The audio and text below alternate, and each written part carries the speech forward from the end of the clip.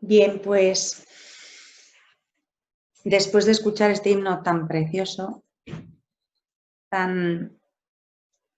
que de una manera tan honda nos llena el corazón y nos lleva a Dios, seguimos un poco reflexionando lo que estuvimos viendo ayer, ¿no?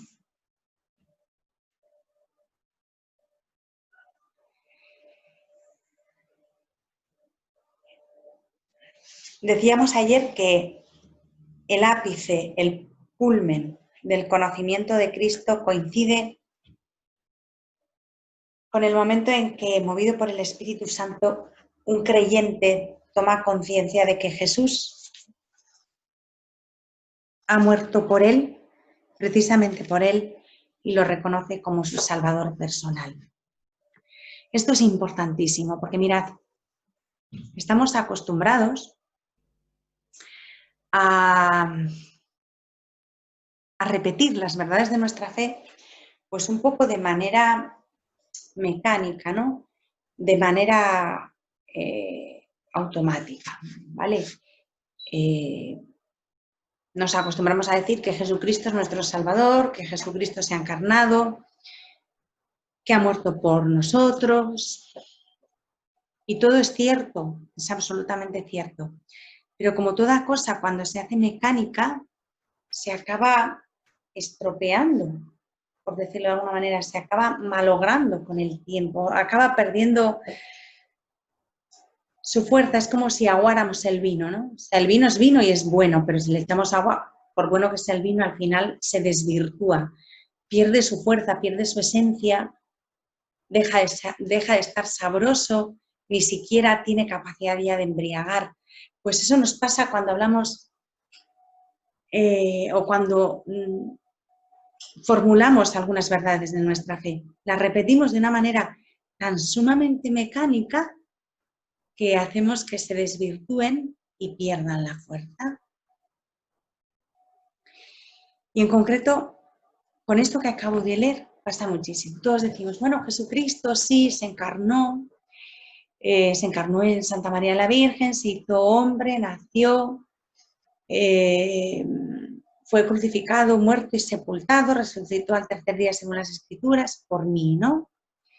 Y dices, bueno, esto es verdad, pero lo hemos mecanizado de tal manera que hemos perdido la fuerza de esa verdad. Mira, la verdad es que efectivamente Jesucristo es nuestro Salvador y ha muerto por nosotros. Eso es verdad. Pero la verdad plena y auténtica es que Jesucristo es mi Salvador. Y no ha muerto por todos nosotros, ha muerto por mí. Por mí. Y cada uno de los que estamos aquí, cada uno de los que ahora mismo pisa el planeta Tierra, podría repetir lo mismo. No es nuestro Salvador, es mi Salvador.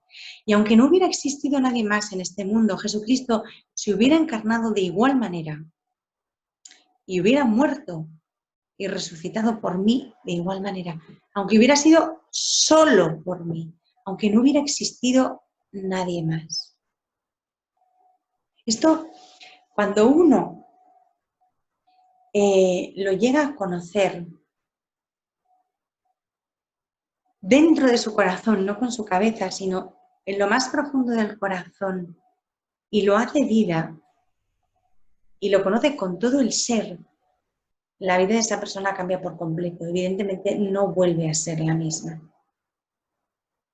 Cuando yo comprendo, experimento, conozco con todo mi ser, no con la cabeza, no intelectualmente, sino vivencialmente, que Él se ha encarnado solo por mí y solo por mí, por mi redención, ha hecho todo esto, y que aunque no hubiera existido nadie más en todo el mundo, lo hubiera hecho igualmente, que la redención y la vida y la muerte de Jesucristo es algo personal por mí y para mí, porque Cristo, dice San Juan de la Cruz, es todo mío y para mí. Le dicen en la oración del alma enamorada. Cuando esta experiencia penetra en la vida de una persona y se apropia de su alma, esa persona ya ha cambiado por completo. Esa persona ya es cristiana.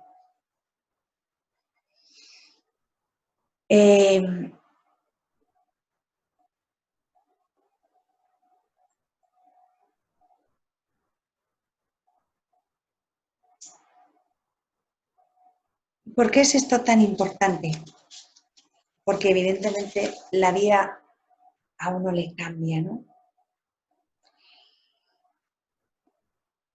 Hay unas palabras de un autor espiritual antiguo, ahora no recuerdo el nombre, que dicen: por primera vez, con todo el corazón, creí.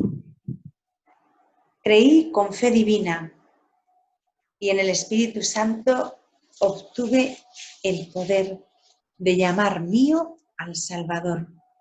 Sentí la sangre de expiación de mi Señor directamente aplicada a mi alma. Qué bonito es eso, ¿no? Sentir de verdad la sangre de Jesús empapando mi alma, cambiando mi vida, redimiendo mi ser, y sentir que esa sangre de Jesús derramada es mía, para mí, directamente para mí, no para una masa. Jesús no nos ha querido en plan masa informe, sino que nos ha amado con un amor absolutamente personal. O sea, Él me ama a mí a mí. Otra cosa es que como es Dios tiene capacidad de amarnos a todos de esa manera, pero Él me ama a mí sola como si no existiera nadie más en este mundo.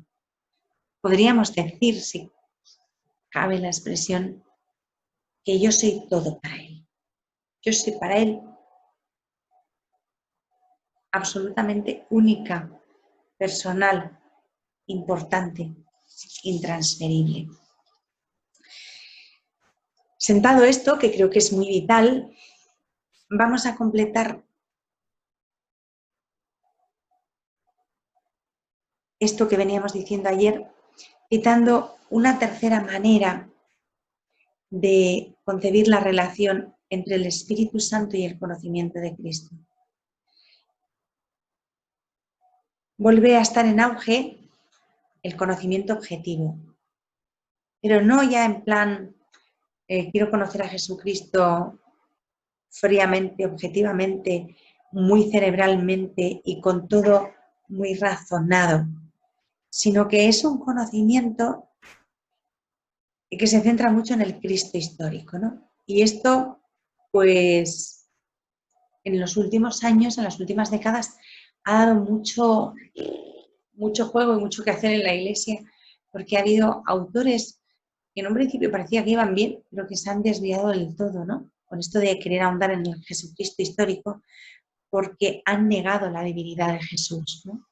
Tanto se han querido centrar en el personaje histórico que han negado que ese personaje fuera al mismo tiempo Dios. Ya no interesa saber, estamos en un momento en que ya no interesa saber quién es en sí Jesucristo, su preexistencia, sus dos naturalezas, la persona de Cristo, sino quién ha sido en realidad este hombre en la historia. Y entonces se ha centrado mucho el esfuerzo de muchos estudiosos en el Jesús histórico. Esta fase tan racionalista, pues el Espíritu Santo ya no tiene ningún papel en el conocimiento de Cristo, porque es una cosa tan simple y tan sencilla como recurrir a documentos históricos, que los hay cerca del Jesús histórico, investigar como se puede investigar, pues yo qué sé, a Carlomagno, por poner un ejemplo, ¿no? Y entonces recurrimos a los fondos documentales, bueno, pues todo lo que un historiador utiliza en su estudio. Desde luego, un historiador, para estudiar a Carlomagno, no invoca al Espíritu Santo por piadoso que sea, no creo, ¿eh?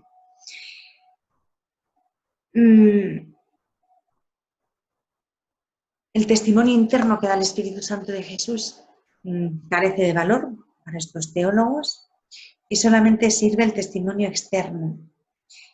Y para el testimonio externo, como estoy diciendo, no hace falta ni el testimonio apostólico de la Iglesia, ni mucho menos el del Espíritu Santo, ¿no? Se utilizan métodos críticos, métodos científicos, y el Espíritu Santo queda totalmente a un lado, con lo cual la verdad de Jesús queda totalmente mutilada. Porque Jesucristo es verdadero hombre y como tal existió en un contexto histórico concreto y se le puede estudiar, pero no se puede desmembrar eso de todo lo que es Jesús, del conjunto de la persona de Jesús. Y el resultado de todas estas búsquedas del Jesús histórico, pues sabemos cuál es, ¿no? Ha sido un fracaso rotundo y sigue habiendo al respecto una equivocación fundamental. Y es que Jesucristo, y esto es muy importante para todos estos historiadores que nos quieren vender la moto del Jesús histórico, Jesucristo no ha venido, el personaje histórico, y se ha limitado a vivir en la historia que le tocó. Siglo I, Palestina, dominación romana, todo el contexto histórico, ¿no? Él no se ha limitado a eso. Esto es parte de la vida de Jesús y es verdad, y verdad objetiva y, como os digo, comprobable, ¿no? Y contrastable. Pero él no se ha limitado a vivir en la historia, sino que él ha creado una historia y ahora vive en la historia que ha creado como, a ver, el padre Cantalamessa lo dice muy bonito, dice, como un sonido permanece en la onda que ha producido. A ver, el esfuerzo titánico de los historiadores racionalistas parece ser el de separarlo de esta historia que él ha creado. Y es absurdo, es sacarle de su contexto y de lo que Él es. La historia que Jesús ha iniciado, o siguiendo el símil del Padre canta la mesa, o la onda que Él ha emitido, es la fe de la Iglesia animada por el Espíritu Santo. Y descontextualizarlo, sacarlo de ahí para meterlo en la historia del común de los mortales, olvidándose absolutamente de la historia que él ha creado, es un error y conduce a errores. Con esto no estoy diciendo que no sea legítima, ni buena, ni normal la investigación histórica. Lo es. Pero, cuidado con quedarnos solo ahí, porque la investigación histórica tendría que ser consciente de sus límites y reconocer que con ella no se agota todo lo que podemos conocer de Cristo, ni mucho menos. El Jesús histórico vivió un tiempito, como todos vivimos en la historia, murió, los creyentes decimos que resucitó y ascendió al cielo, pero lo cierto es que dejó de estar en el tiempo. Y aunque creó la historia que es la Iglesia, la vida de la Iglesia, todo lo que posteriormente nos ha dejado, todo lo que es el cristianismo, eso no es nada con todo lo que ha supuesto el cristianismo en el curso de la historia, que cambió la historia por completo. Hasta el modo de medir el tiempo se cambió con Jesús, antes de Cristo y después de Cristo. Que es importante y es real y es objetivo. Pero es que eso no es nada, es una minucia de nada frente a lo que Él ha creado de verdad. ¿Y qué pasa? Que si no reconocemos que el estudio del Jesús histórico, como el estudio de la teología, son muy limitados, pues en el fondo estamos expulsando al Espíritu Santo. Pasa lo mismo con la teología. Una teología muy científica, de muchos postulados, sin el Espíritu Santo, una teología que no te lleva al conocimiento vivencial de Cristo Jesús, ¿para qué sirve? A mí me parece muy bien que la gente estudie teología, me encanta. A mí me hubiera gustado haber estudiado teología, pero no me ha llevado el Señor por ahí, no me ha dado la vida para estas cosas. Pero mi deseo de conocer teología y sobre todo de estudiar las Escrituras es lo que más me hubiera encantado, estudiar la Sagrada Escritura, exégesis, pues no es por saber muchísimas cosas sobre ese libro maravilloso que se llama Biblia y sobre los autores sagrados y sobre el contexto histórico y todos los significados que esto, pues, que hay en la Biblia, todo lo que la Biblia es, ¿no? Que es todo un mundo la exégesis. Yo no hubiera querido estudiarlo simplemente por un conocimiento científico de la Biblia, que repito que es apasionante, sino porque sirviéndome de ese conocimiento podría comprender mejor todo lo que mi Señor tiene para mí, para decirme, para decirnos, y poder anunciarlo al mundo entero, poder penetrar más y comprender mejor las Escrituras para después darlo. O sea, el conocimiento por el conocimiento y la especulación por la especulación, pues no tiene mucho sentido, ni tiene mucha razón de ser, ¿no? Y ahora nos encontramos con algo que San Pablo el que lo dice, denomina de una manera que a mí me parece preciosa, ¿no? El sublime conocimiento de Cristo. Efectivamente, el conocimiento de Cristo es sublime. Siempre lo ha sido, ¿no? Pero reconocer la sublimidad que está por encima de todo lo humano. Siendo Él tan perfectamente hombre y tan perfectamente humano, conocer a Cristo y conocer su misterio, sobre todo su misterio, pues está muy por encima de lo habitual, y es el sublime conocimiento de Cristo.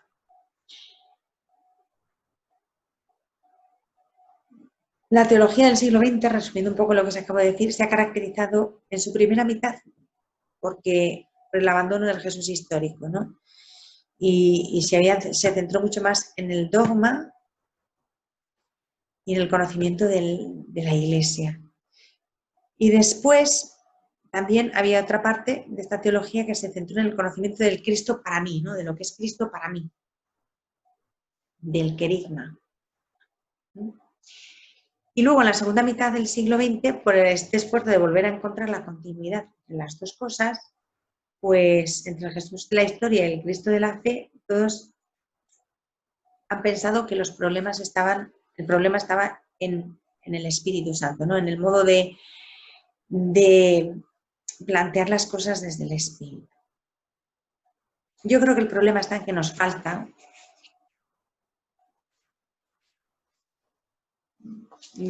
fe. Nos falta esa fe llena de ímpetu, de fuerza, de plenitud, de sentido. Ese amor apasionado a las escrituras que tenían los primeros cristianos, ¿no? Y deberíamos intentar hoy imitar aquella audacia y aquel deseo. No sé, hay quien opina que esto que estoy diciendo es casi una barbaridad, una profanación. Pero yo no lo creo así, porque no nos falta el mismo espíritu que movía a los primeros cristianos. El mismo espíritu está con nosotros. Otra cosa es que le demos cabida o no le demos cabida, ¿no? Pero el espíritu está ahí y no nos abandona y nos quiere impulsar al conocimiento de Cristo Jesús.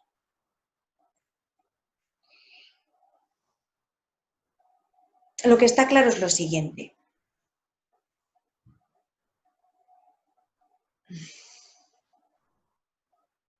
Que si nos falta un soporte, un apoyo, que sería la experiencia viva del espíritu, todo lo que digamos va a ser vacío y vano. Y desde luego, como el Espíritu Santo no pierde cuidado de ningún alma, no pierde cuidado de la Iglesia, faltaría, pues ha surgido un nuevo movimiento, unos movimientos nuevos que en los últimos 80 o 90 años han revolucionado muchas cosas en la Iglesia, ¿no? Es un movimiento espiritual que es el fenómeno o movimiento, como lo queramos llamar, pentecostal y carismático, ¿no? Está claro porque se ha estudiado así, se puede comprobar que ha sido el movimiento espiritual de más grandes proporciones y más rápido crecimiento de toda la historia de la Iglesia. En menos de 90 años ha pasado de cero, no había nadie, a cientos de millones de personas. Y a la luz de esto es difícil no reconocer el carácter profético de algunos siervos de Dios que han ido explicando y intuyendo lo que iba a suceder, ¿no? Pero bueno, volviendo, porque si no esto sería larguísimo, volviendo a lo que íbamos. Esto nos interesa muchísimo, es evidente, ¿vale? Pero yo pregunto, y es la pregunta por donde me quiero centrar, porque claro, si yo hablo y hablo y hablo, yo puedo estar aquí hablando y no acabaría nunca, ¿no? Entonces voy a centrar el tiro. ¿Qué conocimiento de Cristo va surgiendo hoy en medio de todos estos movimientos pentecostales, carismáticos, en torno al Espíritu Santo? ¿Qué tipo de conocimiento va surgiendo? Bueno, pues el acontecimiento más significativo no es descubrir cosas nuevas, que no sé, iba a decir, el Mediterráneo ya está descubierto, ¿no? Nuevas inspiraciones, nuevas perspectivas, nuevos métodos, todo eso no. Sino que lo más importante, lo más relevante de todos estos movimientos y de la acción del Espíritu Santo es el hecho de haber vuelto a descubrir algo básico. Vaya lo que nos vas a decir, pero tan importante que muchas veces no lo calibramos.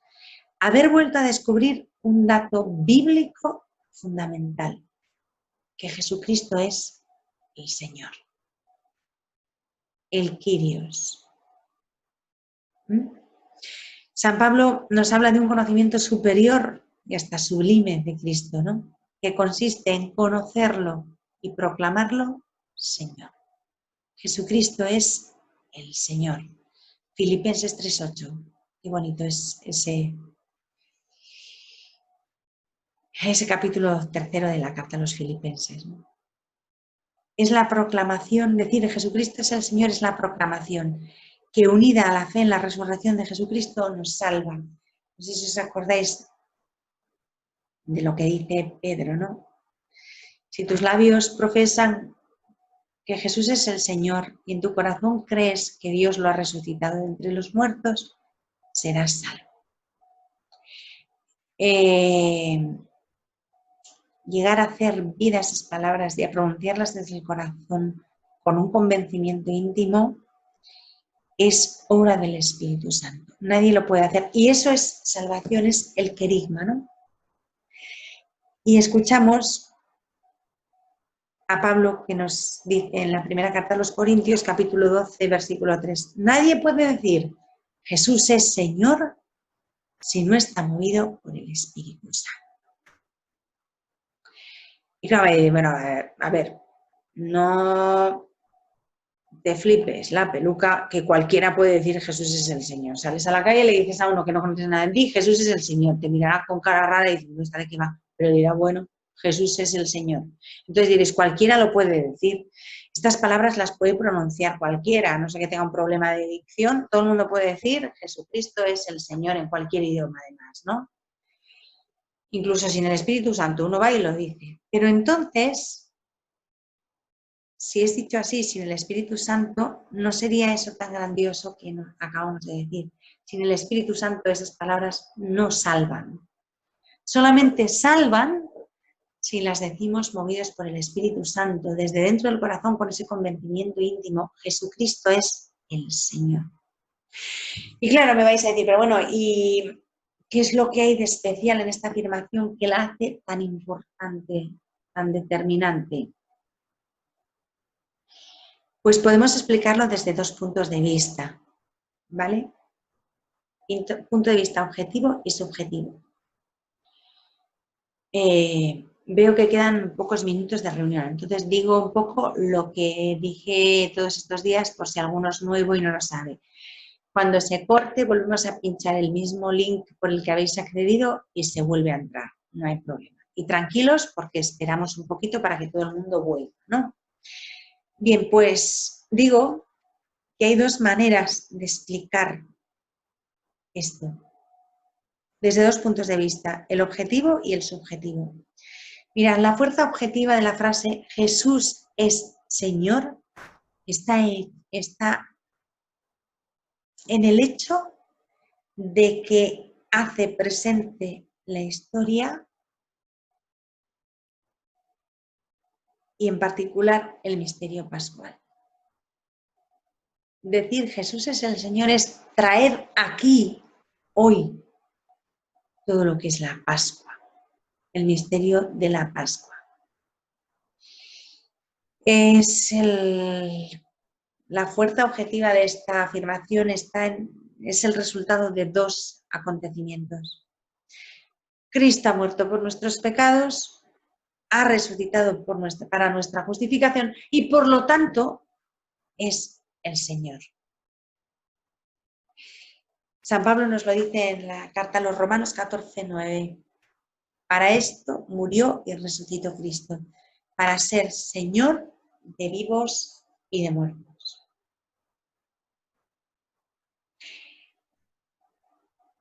Yo no sé si soy capaz de transmitiros, porque las palabras son tan sumamente pobres, la fuerza de este acontecimiento. Decir Jesús es Señor es hacer presente la Pascua.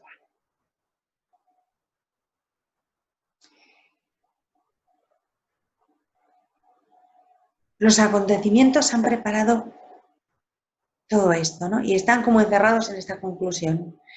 Y en ella se hacen presentes y se hacen vivos y se hacen reales, que Jesús es el Señor. En este caso, más que nunca, la palabra es como si dijéramos la que guarda la esencia, ¿no? El regalo. El contenido es tan grande y el medio es tan pobre. Decir Jesús es el Señor es la semilla sobre la que se ha desarrollado todo el querigma, todo el anuncio cristiano. Y con esta proclamación, acordaos, Pedro concluye su discurso el día de Pentecostés.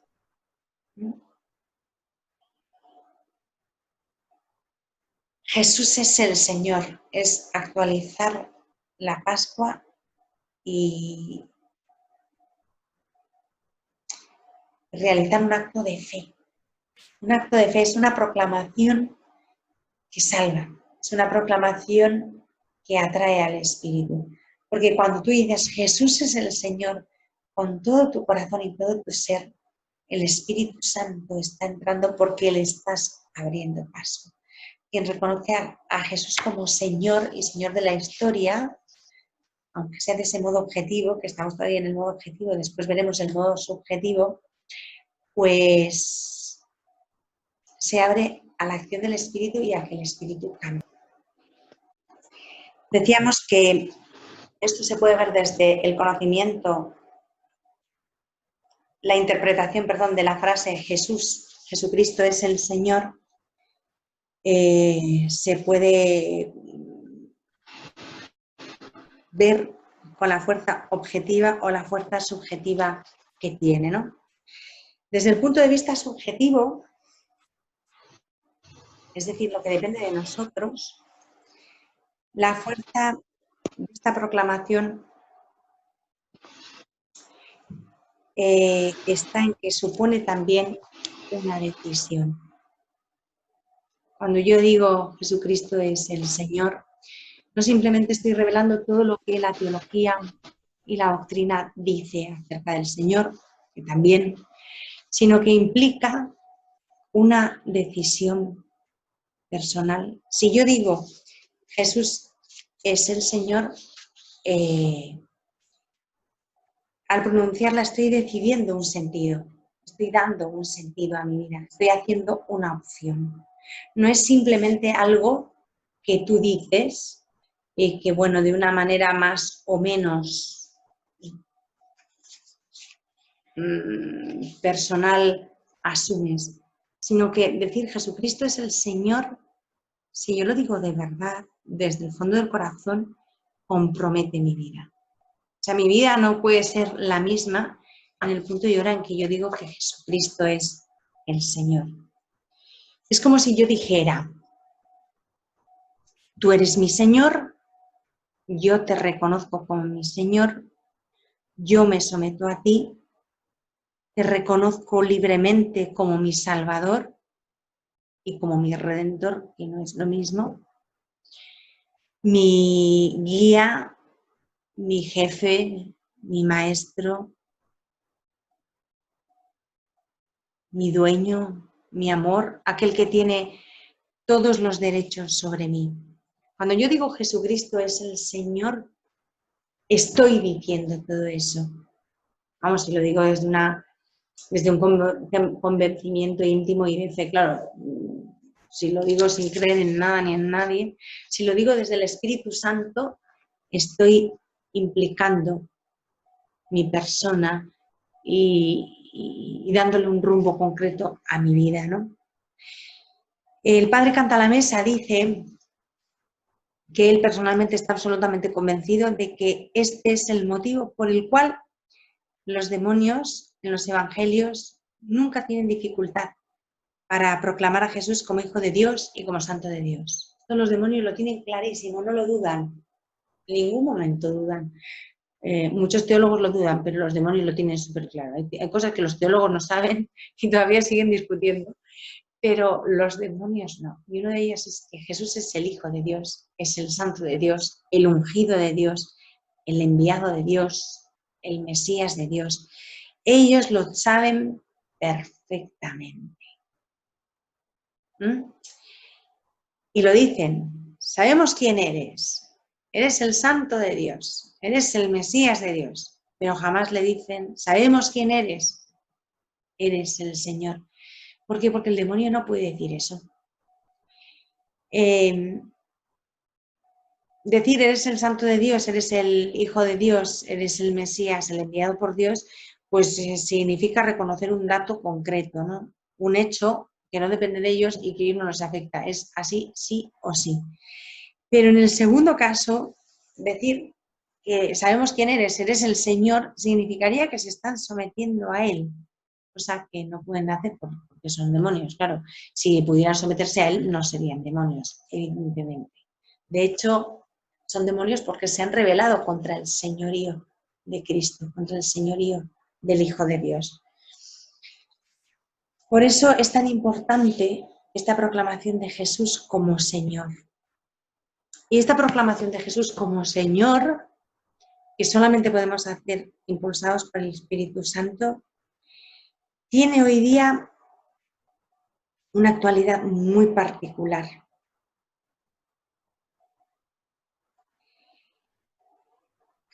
Proclamar a Jesús como Señor significa reconocer que Jesús es el único.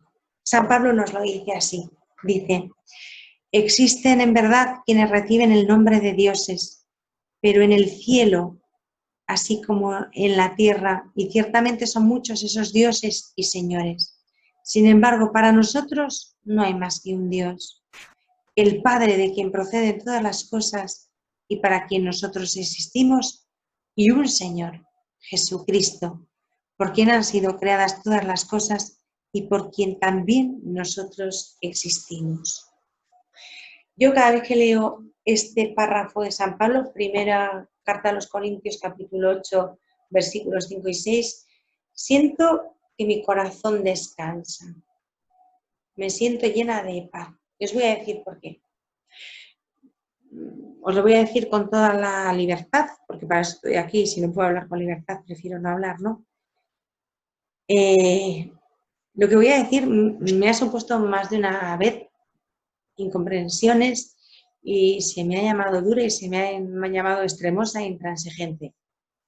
Os lo digo con todo el respeto, me da igual, me importa un bledo lo que diga nadie.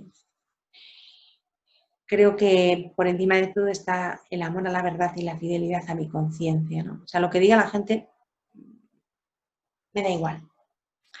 Y este párrafo me da paz, porque yo siempre digo una cosa. A propósito del diálogo ecuménico, del acercarnos a otras religiones y tal, muchas veces hemos rebajado el listón de la verdad. Y eso es un error. Evidentemente hay que respetar a todos. Movernos de puntillas por la conciencia ajena y por la fe que profesen otras personas. O sea, todo el respeto y toda la delicadeza y toda la consideración del mundo. Eso siempre. Pero, ojo, la verdad también. A la par del respeto y la consideración, la verdad. Y la verdad, ¿cuál es lo que acabamos de leer? Que no hay más que un Dios, el Padre de quien proceden todas las cosas y un Señor, Jesucristo. Y esa es nuestra fe. Y eso no es negociable. Porque a veces, para que haya un mayor entendimiento, un acercamiento a otras religiones, todas estas cosas, iba a decir, que son un poco ficticias, que no son verdad. Pues lo que hacemos es, repito, rebajar el listón y ceder puntos. No. La verdad es una y es esta que acabo de leer, la que nos dice Pablo.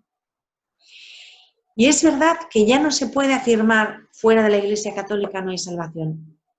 Eso no es verdad. Fuera de la Iglesia Católica hay salvación. Pero no quiere decir que todo de lo mismo. Ojito, porque con esto yo he oído cada cosa a veces y yo en esto soy muy tajante, un poco por lo que os decía ayer, por el amor a la verdad. Evidentemente Dios salva muchas más almas por medios extraordinarios que por medios ordinarios. Los medios ordinarios son los que tenemos en el misterio de la Iglesia, los sacramentos. Y Dios salva muchos más por otro medio, porque si no, apañados estábamos, ¿no? Y porque la sangre de Cristo está ahí y no ha sido vana, no es inútil. Esto es cierto y yo lo creo y lo afirmo. Que Dios es Dios y Él se las apaña para que no nos perdamos y para buscarnos como sea. Esta es verdad, pero tenemos que tener también clara una cosa, porque con tanto ecumenismo y tanto respeto, yo veo a un montón de católicos acomplejados y eso me preocupa.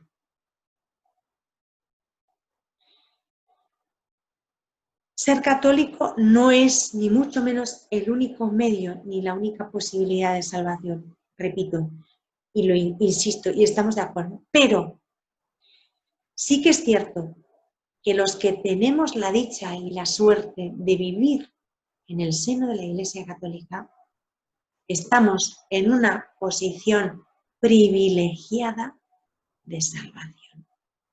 Eso es verdad. Y no podemos renunciar a esta verdad. No podemos abdicar. No podemos ceder. Para que no digan que somos intransigentes, anticuados, duros, rígidos. Mirad, que digan lo que les dé la gana. La verdad es la verdad. Yo no me considero ni anticuada, ni rígida, ni intransigente. Pero el amor a la verdad es más fuerte. Y cada día de mi vida doy gracias a Dios por ser católica, apostólica, romana. Porque estoy en una posición privilegiada de salvación. Y esto es lo que, este conocimiento nos lo da el Espíritu Santo. Y cuando dejamos de lado al Espíritu Santo, nos deslizamos por todos esos de que da igual, que no da igual, que no, la verdad solo es una y es esta, que no hay más que un Dios, el Padre de quien proceden todas las cosas y para quien nosotros existimos, y un solo Señor Jesucristo, por quien han sido creadas todas las cosas y por quien también nosotros existimos. Y de esa verdad no podemos abdicar nunca. Y ese conocimiento íntimo y profundo de estas palabras que acabo de leer, solamente nos las da el Espíritu Santo. Ese es el sublime conocimiento de Cristo, la base, porque el sublime conocimiento de Cristo nunca llegamos al fondo, nunca lo vamos a agotar, ¿no? Cuando San Pablo escribe estas palabras que acabo de leer de la carta a los Corintios, la fe cristiana estaba naciendo, ¿no? Estaba fraguándose y se asomaba a un mundo dominado por cultos y religiones e ideologías, muchas fuertes y prestigiosas, ¿no? Y el valor que hay que tener hoy, mayo del año 2020, para creer que Jesús es el único Señor, no es nada comparado con el que había que tener entonces, ¿no? Pero el poder del Espíritu no se concede sino a quien proclama a Jesús Señor en toda la hondura de estas palabras. Esto es un dato sacado de la experiencia. Solo después de que uno se haya lanzado a la piscina y haya comprendido de verdad, también desde el punto de vista intelectual, que no lo estoy despreciando, esta verdad, que Jesucristo es el único Señor, es cuando experimenta de verdad una vida nueva. La vida nueva que el Espíritu Santo viene a traernos, y acabo por hoy, brota de ese conocimiento sublime de Jesucristo como único Señor y de esa aceptación consciente, de esa opción por Jesús como único Señor. Mirad, hay un grito al cual el Espíritu Santo no se va a poder resistir, ¿no? Cuando un cristiano arrodilla su corazón y su vida entera delante del Señor y proclama: Jesucristo es mi Señor, se abre una compuerta, el Espíritu Santo entra a chorro. Proclamar a Jesucristo Señor de nuestra vida es la manera más poderosa de atraer al Espíritu Santo, de provocar un Pentecostés personal, íntimo en cada uno, que todos necesitamos, ¿no? Y que es un poco el objeto y la intención de estos encuentros, de estas reuniones, ¿no?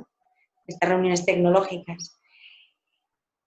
Provocar la venida del Espíritu. Solamente gritando a Jesús como Señor, proclamándolo como Señor, lo conseguimos, porque además atraemos al Espíritu porque rechazamos al mal espíritu. Decir Jesucristo es el Señor tiene ese doble efecto, ¿no? De lanzar al mal espíritu lejos y de atraer al buen espíritu. Y yo creo que esto es como lo de los niños, que las hermanas les ponen tareas y deberes, ¿no? Pues nuestros deberes para mañana y para pasado mañana es repetir sin cesar: Jesucristo es mi Señor. Jesús es el Señor. El Señor. Y no os canséis nunca de llamar así a Jesús. A mí me costó, porque yo era de Jesús, Jesús, Jesús para arriba, Jesús para abajo, Jesús para la derecha, Jesús para la izquierda. Y oía a mi alrededor gente que le llamaba el Señor. Pero yo me parecía que llamarle Jesús estaba equivocada, o al menos en un momento de mi vida esta vivencia fue así, esta experiencia fue así, pero ya hoy no lo formularía así, ¿no? Me parecía que si yo le llamaba Jesús era más íntimo, más cercano, y no sé, identificaba mejor quién era Jesús para mí. Hasta que descubrí, leyendo al Padre Canta la Mesa, la importancia de llamarle Señor. Y os confieso con sencillez que hoy día cuando me refiero a Él, digo muchas veces, Señor, Señor mío, mi Señor. También Jesús, también le llamo Jesús, Jesús mío, Jesús. Pero ante todo, Señor mío, mi Señor. Y desde entonces, aunque parezca esto una tontería, no lo es, mi oración y mi relación con Él cambió sustancialmente. Porque yo creo que el hecho de llamarle así, de referirme a Él así, me ha abierto muchísimo más a la acción del Espíritu Santo. Y esto yo creo que es vital, porque la oración de uno cambia totalmente cuando el Espíritu Santo viene, ¿no? Y por hoy es lo que tengo que decir. Deberes para mañana y pasado, repetir muchas veces durante el día: Jesús es el Señor. Jesús, tú eres mi Señor. Y ahora pues os dejo espacio por si alguien quiere decir algo, ¿no?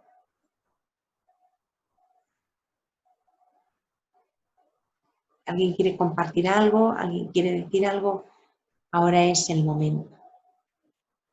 Yo quería pedir esta noche una gracia al Espíritu Santo muy grande, ¿no? Que es que forme en nosotros, en cada uno de nosotros, el corazón de Cristo, ¿no? Que el Espíritu Santo forme en cada uno el corazón del Hijo y también que nos dé la fuerza para verdaderamente dar testimonio de Él y decir que Jesús es mi Señor, que Jesús es el Señor de mi vida. Y quería compartir eso y pedir esa gracia para todos.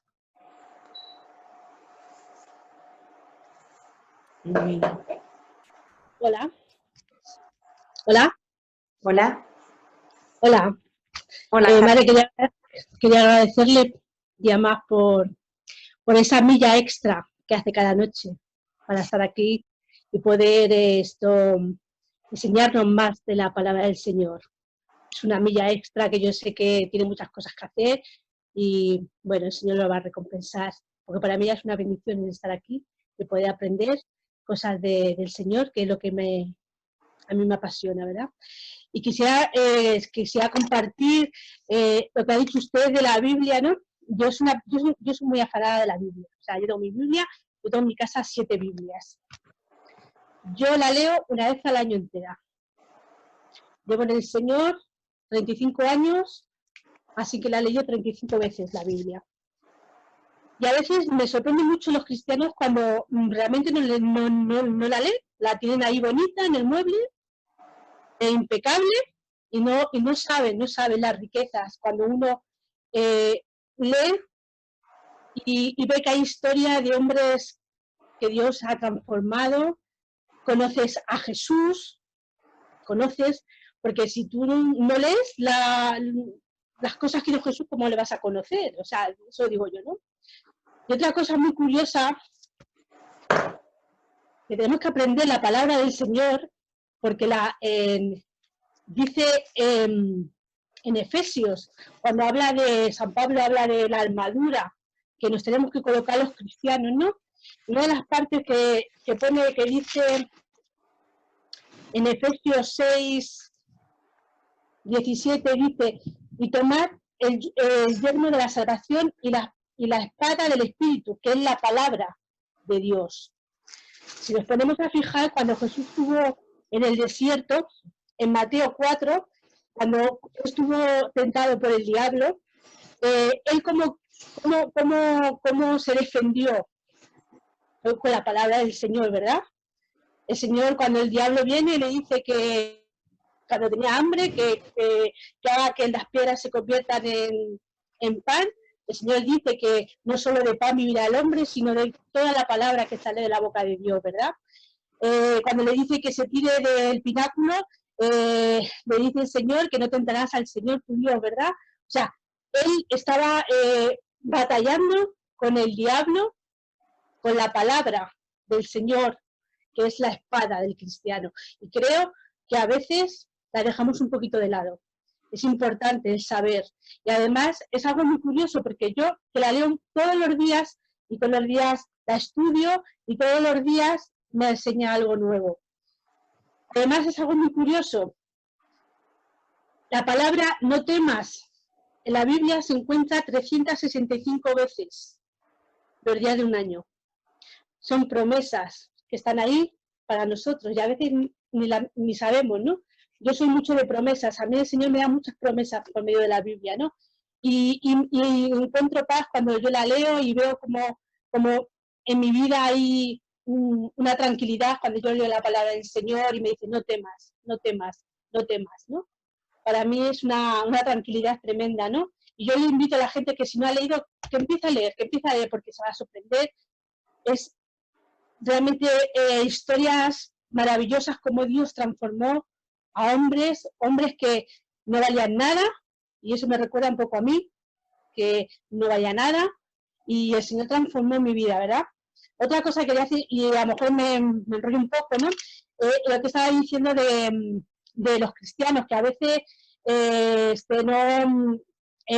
sí, escuchamos la palabra, escuchamos de Dios, pero realmente no hay un encuentro personal con Cristo. Es muy importante. Yo siempre digo que hay mucha gente que son convencidos, pero no convertidos. Hay la diferencia, sí, vamos a la iglesia, sabemos de Dios, pero estamos convencidos, pero no convertidos. Convencemos de que sabemos de que sí, pero no hemos experimentado dentro de nuestro corazón. Es lo que quería compartir esta noche. Muy bien, Carmen, muchas gracias. Hola, muy buenas noches. Bueno, nada, quería darle gracias primero al Señor por cada uno de vosotros, bueno, por permitirnos estar hoy aquí en su presencia, porque donde 2 o más personas se reúnen en su nombre, pues allí está el Señor, ¿no? Y pues nada, quería empezar dándole gracias al Señor, porque, bueno, lo tenemos ahí en la capilla, ¿no? Expuesto, y pues está su corazón, ¿no? Abierto, dándose como siempre, ¿no? El día de hoy yo quería aprovechar, ¿no? Para compartir algo que en estos días, pues el Señor me ha ayudado a comprender, ¿no? Y de pronto, pues a alguien le sirva, es sobre el Espíritu Santo. Y pues también quería hacer una petición al Señor este día, y que vosotros, si queréis, podéis también hacerla, ¿no? Y pues nada, quería empezar, pues, con las palabras que le dice el ángel a la Santísima Virgen María, pues, que le dice, llena de gracia, el Señor está contigo, ¿no? Y estas palabras, pues, yo pensaba, porque me hacía una pregunta, ¿no? Estas palabras, pues, traducen más o menos lo que es la santidad, o es la santidad, ¿no? Porque dice, recibe el Espíritu Santo y está llena del Espíritu, ¿no? Y yo me preguntaba, ¿no? Porque muchas veces, pues, nuestras acciones a veces no iban concorde al amor del Señor, ¿no? Entonces, que si eso podía significar, o que no le amábamos al Señor, o que no le queríamos, ¿no?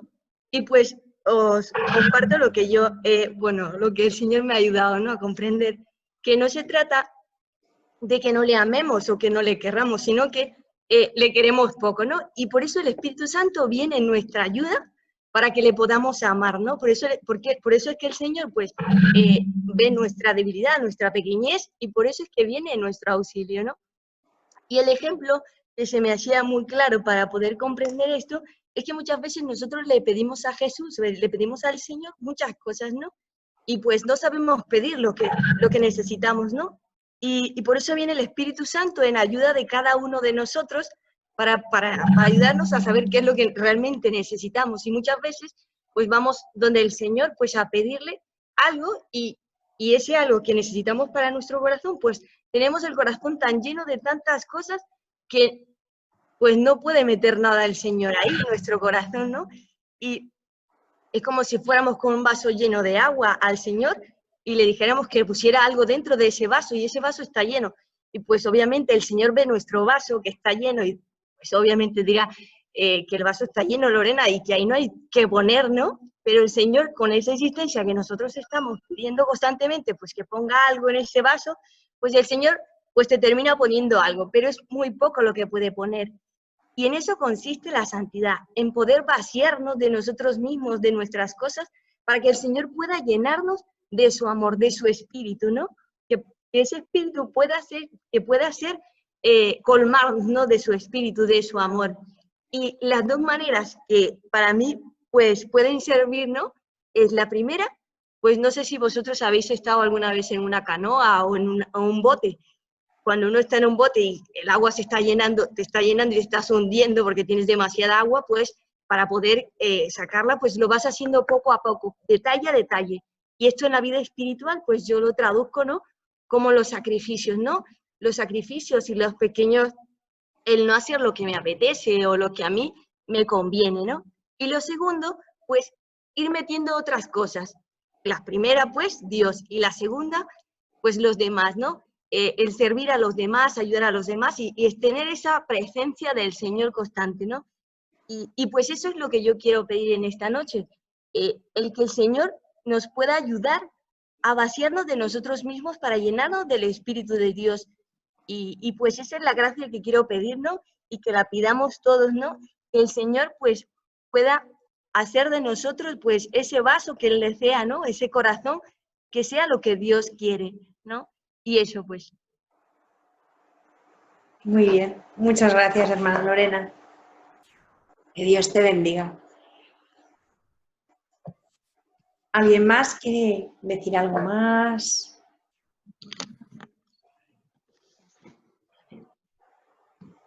A lo largo de estos días hemos pedido muchas cosas, todos, y todas muy importantes, pero hay algo que no podemos olvidar. Madre Pilar, una cosa, quedan 6 minutos, tú habla. Sí. Si se corta, no te preocupes, que luego reconectamos. Es cortito porque se podrían decir tantas cosas que se agolpan en el corazón, pues que daría para toda la noche. Pero hay una cosa que sí no podemos dejar pasar este novenario sin pedir, y es que cuando una persona va a abandonar este mundo, pues estamos muy pendientes de cuál es su mensaje final, y sabemos que siempre suele ser muy importante, ¿no? Lo que dice, está en el momento supremo de su vida, de entregar pues su vida. Y si nos damos cuenta, ese mensaje que Jesús nos da en el cenáculo, que es el momento supremo, en el que eleva al Padre la oración por algo que lleva tan dentro y que tanto desea, que es la unidad. Le pide al Padre que seamos todos uno, que como tú, Padre, en mí y yo en ti, seamos todos uno. Y cuando el Padre nos envía el Espíritu Santo, no podemos olvidar que Él es el artífice de la unidad. Él es el artífice de la unidad, el Espíritu Santo, porque estamos diciendo todos estos días que el Espíritu Santo es el amor. Y el artífice de la unidad a nivel comunitario, familiar, eclesial, siempre es el amor. El amor unifica porque es Dios, y entonces no tenemos más que a Dios y a Satanás. Así es, ¿eh? Dios unifica, congrega, une en sí y nos hace abrirnos a la universalidad de todos los hombres por encima de razas y condición social, y Satanás y el demonio que disgrega, divide, desune. Y en este momento de la historia es tan importante que nos invada el amor, es decir, el Espíritu Santo, que es el artífice de la paz, sin olvidarnos de que Jesús hizo la paz por la sangre de su cruz, y pretender alcanzar con Él y desde Él esa unidad, desde el Espíritu Santo, sin vivir lo que es la entrega sacrificial de cada uno y personal, pues es una utopía. Es decir, tenemos que comprender que si queremos ser artífices de la paz y de la unidad en Él, desde Él, con el Señor, con el Espíritu Santo, con el Padre, es a través de eso, de la cruz. Tenemos que pasar por la cruz. Pero que es el deseo supremo de el Señor, es la unidad, el ser todos uno. ¿Por qué? Porque cualquier persona humana, queremos, el cuerpo humano, no queremos que un miembro esté lejos de nosotros, que nos amputen un brazo, una pierna. O sea, la unidad es muy importante en un cuerpo. Y el cuerpo místico de Jesús, pues lógicamente, claro que desea que esa unidad del cuerpo, Él es la cabeza y nosotros somos los miembros. Entonces, algo que tenemos que implorar, clamar al Padre, es eso, que seamos uno. Y eso no es más que desde el Espíritu Santo. Antes de la venida del Espíritu Santo, los apóstoles en el cenáculo también estaban reunidos, pero estaban reunidos para decir que quién era el más importante. Solamente cuando vino el Espíritu Santo salieron de sí mismos y se lanzaron al mundo entero para predicar esa universalidad que quiere el Señor y esa unidad, ser todos. Rompieron todas las barreras, por eso el día de Pentecostés hablaban en todas las lenguas. Se rompe esa división que hubo en Babel, y que ese Babel existe hoy, ese Babel existe hoy, y rompe esas barreras de raza, de condición social, porque eso lo único que lo rompe, como estaba diciendo, es el amor, que es el Espíritu Santo. Por eso, en este novenario, una de las cosas, entre otras cosas que hay que pedir, además de todo lo que hemos pedido, es eso, que como el Padre está en Jesús y Jesús en el Padre, seamos uno, y pedir al Espíritu Santo es esa unidad, porque es el artífice de la unidad, el artífice de la paz, que es el amor. El amor es lo único que congrega, que une, que derriba todas las barreras. Perdonadme que esta noche estoy un poco cansada y no me salen ni las palabras, pero es que es algo tan querido por el Señor, que esta noche nos ha hablado la Madre Olga, nuestra Madre, tanto del Señor. Jesús es el Señor, pues el deseo supremo del Señor, que lo manifestó en la última cena como testamento para los apóstoles, pues eso, clamar al Padre, líbranos del maligno, que como tu Padre en mí y yo en ti, sean uno en nosotros, para que su alegría sea perfecta. Dios es la alegría con mayúscula, y esa alegría nos viene por la unidad y por ser todos unos. Y la paz que necesita este mundo no puede venir más que por el amor y la acción del Espíritu Santo, que es el amor. Muy bien. La Madre Pilar, como siempre, enseñándonos a todos y enseñándonos cosas buenas. Bien. Como les decía, quizás esto, yo he vivido grandes milagros, ¿no? Orando, rezando las situaciones bajo el señorío de Jesús, ¿no? Poniéndolas, cada intención, el ir nombrando cada imposible o todo aquello que le queremos entregar para que Jesús sea nuestro Señor, ¿no? Bajo tu señorío este miedo, bajo tu señorío este límite que tengo, Señor Jesús, bajo tu señorío este proyecto, bajo tu señorío esta persona, todas estas personas, o podríamos poner el coronavirus, todo lo que está pasando bajo tu señorío, ¿no? Porque proclamamos que Jesús sea el Señor de todas las situaciones de nuestra vida y de nosotros mismos. Entonces, como nos decía nuestra madre, la Madre Olga, el Espíritu Santo entra con poder, con una fuerza impresionante en ese momento, y libera y desata, abre puertas, y porque nosotros lo proclamamos Señor de eso, ¿no? Y estamos, Él es el Señor de todo, pero al proclamarlo nosotros, le damos como ese derecho que Él tiene sobre nosotros, ¿no? Le decimos que sí.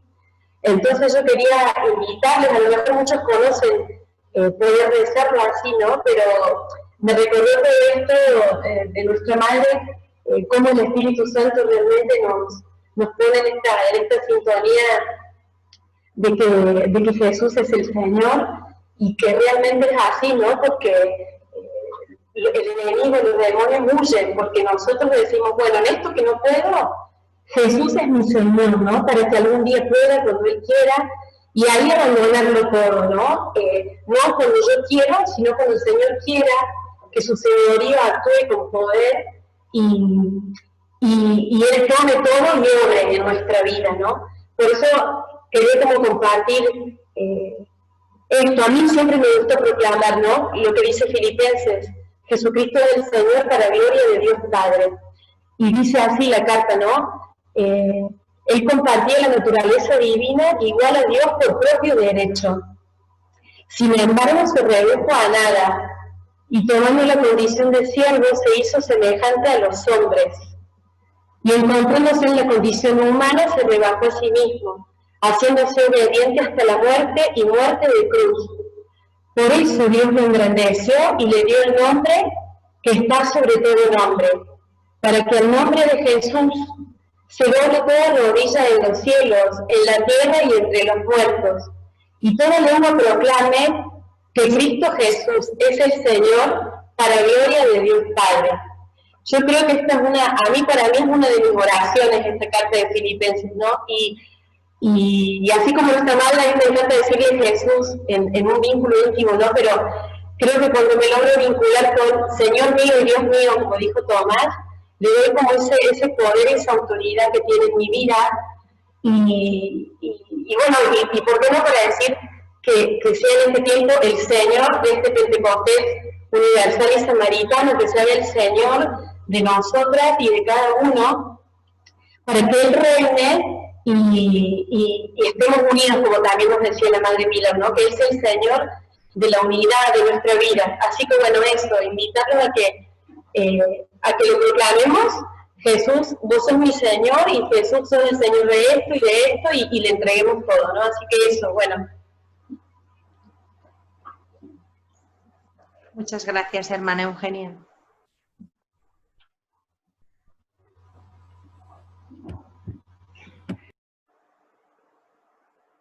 ¿Alguien más quiere decir algo? Hola, buenas noches. Buenas noches, Teresita. Yo quería compartir una experiencia que tuve una vez,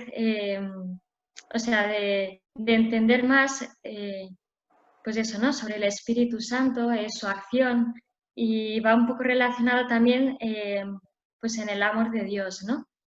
Y pues eso, ¿no? Porque hace unos años en el monasterio, en el convento, pues yo pensaba, ¿no? ¿Cómo puedo amar mucho a Dios, ¿no? Porque cuando cada uno se siente pequeña palpa su impotencia y ve eso, ¿no? Pues la grandeza de Dios y la propia pequeñez. Y pensaba eso, ¿no? ¿Cómo hacerlo? Y hasta que me di cuenta, pues eso, ¿no? Que Dios, la Santísima Trinidad, pues es eso, ¿no? Dios Padre, Dios Hijo y Dios Espíritu Santo. Y el amor que hay entre el Padre y el Hijo es el Espíritu Santo, ¿no? O sea, el amor que Jesús recibe del Padre es el Espíritu Santo y a la inversa. Entonces, pues eso, ¿no? Si todo lo recibimos de Dios, el amor que recibimos es su Espíritu, es el Espíritu Santo, es su amor, pues yo dije, pues si ese amor que tú me das, ¿no? Que eres tú mismo, y es lo más grande, ¿no? Que hay, porque es tu amor, eres tú, eres Dios. Pues de alguna manera, ¿no? Cada uno estamos habitados por el Espíritu Santo, por Dios, y decía, pues yo uniéndome a Él, que vive en mí, de alguna manera, ¿no? Le entregaba a Dios Padre, ¿no? Y a Dios Hijo, pues ese espíritu, ¿no? Ese amor. Y de alguna manera decía, ¿no? Pues eso que yo no le puedo dar por ser tan pequeña, pues Él sí puede llegar a recibir todo el amor que se merece, porque es Él mismo, ¿no? Que es Dios, ¿no? Y era un poco compartir eso. Muy bien. Pues muchas gracias. Bueno, es que todos estos días tengo una petición continua, entre otras peticiones particulares, pues hay una petición continua que bueno, no sabía si decirla o no, ni hoy, porque bueno, ya, pero digo, bueno, mejor hoy porque mañana no se sabe pasado. Y en concreto es la petición de, bueno, donde hay un apóstol, o sea, donde hay gracia y Espíritu Santo, hay signos y prodigios. Entonces, yo creo que nosotras, este año en concreto, y tal como estamos planteando este año, estamos siendo privilegiadas, o sea, absolutamente privilegiadas dentro del privilegio más privilegiado. Y estamos haciendo algo muy extraordinario, que aunque mucha gente dentro de la Iglesia quizá lo esté haciendo, pero lo que es la gracia de la elección hace que estemos repitiendo exactamente lo mismo que hicieron los apóstoles hace menos de 2000 años, ¿no? Estos 9 días ellos oraban insistentemente por la venida del Espíritu Santo y es lo mismo que estamos haciendo nosotras. Es decir, que estamos retomando el testigo de los apóstoles. Donde hay un apóstol hay signos y prodigios por la acción del Espíritu Santo. Entonces, lo primero que quiero pedir es, lo que yo estoy pidiendo son los signos y prodigios, pero que son reflejo del signo y prodigio interior, que es el cambio del alma, ¿no? Es decir, los milagros interiores son los más gordos, quizás son los menos vistosos, no se ven, nadie lo ve nada más que la persona que lo... pero son los más gordos, porque el cambio de una persona es algo muy, muy milagroso. Y yo personalmente estoy con esta petición y cuando me acuerdo mucho de cuando Jesús el paralítico le dice, te perdono tus pecados, y dice, ¿quién es este? Y dice, pues mira, para que sabéis que yo tengo el poder de perdonar pecados, ahí tenéis el milagro. O sea, el signo exterior, el signo y prodigio exterior, que es signo, es la prueba del milagro interior. Entonces, como prueba, Señor Jesús, aquí presente, yo te pido esta gracia tan necesaria en este momento, en el mundo, pues para nosotras, ya que nos has convocado en tu presencia, de alguna manera poder experimentar con más fuerza aún tus signos y tus prodigios, que son el reflejo de los signos y prodigios interiores. Y para terminar, por no alargarme, casualmente antes de venir estaba leyendo las lecturas que ayer las escuché, pero no les escuché porque no me acordaba absolutamente de nada. Y me impresionó mucho cuando dice San Pablo, dice, ahora me dirijo a Jerusalén encadenado en el Espíritu Santo. sin saber qué sucederá allá. Solo sé que el Espíritu Santo en cada ciudad me anuncia que me aguardan cárceles y tribulaciones. Pero la vida para mí no vale nada, es decir, que si nos morimos de coronavirus, que yo soy la primera que tiene miedo, en principio no debería importar. Lo que me importa es llegar al fin de mi carrera y cumplir el encargo que recibí del Señor Jesús. Anunciar el Evangelio de la gracia de Dios. Pues esto es lo que quería compartir brevemente, pues que lo tengo así como muy dentro y ya para no enrollarme, pues corto.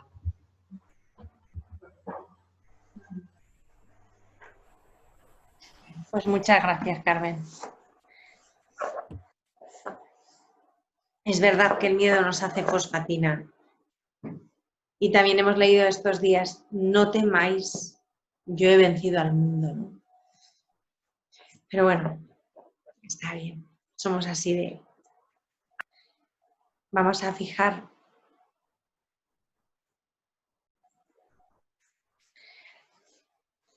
la imagen del corazón del Señor y del sagrario. Hola. ¿Sí? ¿Puedo decir algo? ¿Puedo entrar? Sí, sí, sí. Vale. Bueno, pues descubrí que mi Señor, ahora que estamos todos mirando el sagrario, le descubrí al pie de la cruz, cuando está crucificado. Y es ahí donde tiene que ser nuestro Pentecostés. El Pentecostés samaritano se da al pie de la cruz. Y es la gracia que pido hoy para todas las samaritanas y para todo el mundo. Ya no solo para la iglesia, sino para todo el mundo. Porque todo el mundo está crucificado en Cristo, ¿no? Y le he pedido muchísimo, muchísimo la gracia el Viernes Santo y la recé y la medité. La gracia de que la secuencia del Espíritu Santo se derramara sobre mí. Y así lo pido también para el mundo y para cada uno de ustedes, para cada uno de vosotros. Entonces, Señor, derrama tu Espíritu. Ven, Espíritu Divino, manda tu luz desde el cielo, Padre amoroso del pobre, done en tus dones espléndido, luz que penetra a las almas, fuente del mayor consuelo. Ven, dulce huésped del alma, descanso de nuestro esfuerzo, tregua en el duro trabajo, brisa en las horas de fuego, gozo que enjuga las lágrimas y reconforta en los duelos. Entra hasta el fondo del alma, divina luz, y enriquécenos. Mira el vacío del hombre si tú le faltas por dentro. Mira el poder del pecado cuando no envías tu aliento.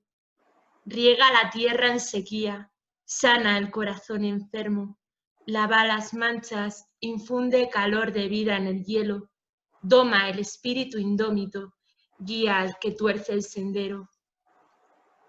Reparte tus 7 dones, según la fe de tus siervos, por tu bondad y tu gracia, dale el esfuerzo su mérito, salva al que busca salvarse, y danos tu gozo eterno. Amén. Así sea. Le pedimos al Señor, a nuestro Señor, que de verdad queremos que sea el Señor de nuestra vida. Y para eso le pedimos que derrame desde su corazón el Espíritu Santo. Como muy bien acaba de recordarnos la Madre Ana, el Pentecostés samaritano es al pie de la cruz. Hay que ponerse al pie de la cruz, contemplar la lanzada y dejarse empapar por el agua y la sangre. El Espíritu Santo forma en nosotros el corazón de Cristo, un corazón como el de Jesús. Y desde el corazón de Jesús se recibe el don de Dios, el Espíritu, el amor que está dentro del corazón del Señor, que no es otro que el Espíritu Santo. Es tiempo de pedir con insistencia, sin descanso, sin tregua. Envía tu Espíritu. Envía tu Espíritu y transforma en vida. Envía tu Espíritu, Señor, y haz que yo te reconozca y te proclame único dueño y Señor de mi vida. Señor Jesús, tú eres mi Señor, mi Dios, mi amor. Envía tu Espíritu para que llene mi corazón y dentro de él no quepa nada más que amor. Ven, Señor Jesús, ven, Espíritu Santo. Ven, Reino de Dios. Ven, voluntad del Padre. Y toma posesión de mi vida.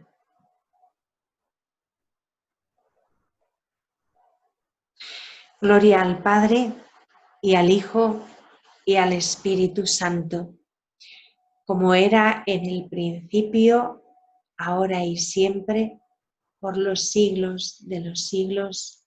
Amén. Así que hasta mañana, si Dios quiere. Que Dios os bendiga y os guarde toda la noche.